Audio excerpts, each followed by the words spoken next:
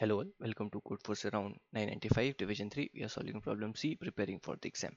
So in this problem, Monocarp is preparing for his first exam at the university. There are n different questions which can be asked during the exam, number from 1 to n. And there are m different list of questions. Each list consists of exactly n minus 1 different questions.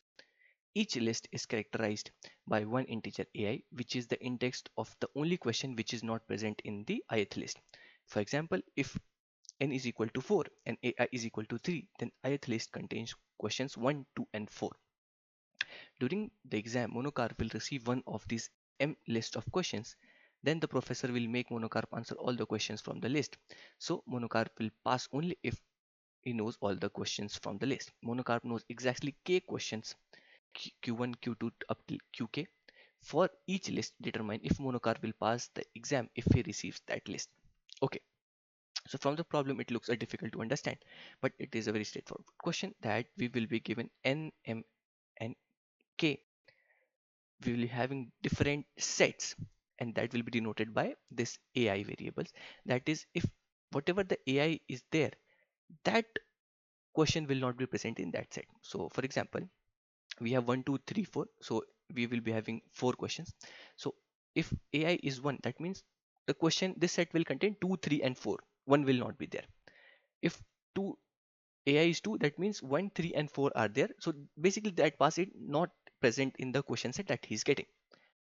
Now we are given k. K means that he's aware of only those k questions. If that comes, he will be able to answer that. Otherwise, he won't be able to answer it. And we have to create a string of size m, that for every set will he pass. If he passed the value of the string, that finally the outcome will be 1. Otherwise, it will be 0. Okay. So what we'll do, we will take n, m and k and s input. We will maintain two set, s2 and s3. S2, s3 will contain all the elements from 1 to n. Why? Because there are 1 to n questions are there. That is why in s3 set I am maintaining this from 1 to n, that they are present or not. After that, taking a input, and qk is also there. In set 2 I am taking all the s2 values. Okay, so I maintain two sets. Set 2 contains the values that he knows, and s3 is basically all the questions present. This will help me by eliminating ai values that I have. Let me show you. So I have maintained this string answer. For now, let us skip this part. We'll come back to it later. So why sets are used? So it will be used because this will help me find that whether in the set, that is s2 is basically whether he knows or not. That is why we have made it under s2 set. So what we'll do is we'll iterate over our ai. We'll see that s2 contains that element or not. So if s2 contains that element, that means that whatever the knowledge he is having, the knowledge based on the knowledge he has, that means that if, let us say, in this question 1 is missing, and let us say 1 is present here, that is the loss, right? Because if he knows that question, if that question is coming in the question, that is lost for him. So that is why I maintain the set. So if, let's say, s2 is not there and this have 1, 3 and 4, so I'm checking that s2 find ai. So in this set find ai, so it is not present. So that is what I'm saying, that it is equal to s2 dot n. So answer will add 1 to it, otherwise I'll add 0 to it. Okay. Why we are doing this? This is because this is the only possible scenario. Why? Let us assume that because in every set, what they have said is this will be n minus 1. So each set will contain n minus 1 questions, and there are n questions total, right? So we have to see that there should be only one question missing in every set, and in order to pass it, there should be n minus 1 uh, questions that he should be aware with. Okay.